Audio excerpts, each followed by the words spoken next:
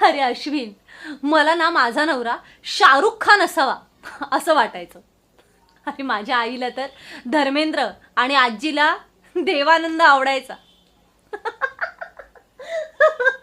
अरे पण स्वप्न कधी खरी होतात का अश्विन? नाही म्हणजे माझ्या आईला आणि आजीला धर्मेंद्र आणि देवानंद सोडून बळवंतराव आणि केशवराव यांच्यावरच समाधान मानावं लागलं की नाही? मग माझ्या नशिबी कुठे येणार आहे शाहरुख?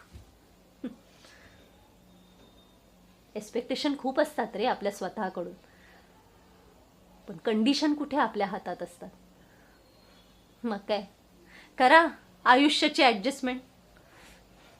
घर परवडत नाही म्हणून जागेची ॲडजस्टमेंट, गाडी नाही म्हणून बसची ॲडजस्टमेंट, शिक्षण जेमतेम म्हणून नोकरीची ॲडजस्टमेंट, मग राहण्याची, खाण्याची, पिण्याची, नवऱ्याची,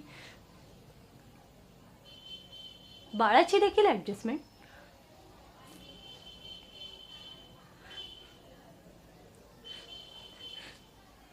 इतकं ॲडजस्ट करून हे आयुष्य फिट का बसत नाही रे आपल्याला? की ॲडजस्ट करता करता आपणच इतके बेढब होत जातो आणि आयुष्याला दोष देत बसतो.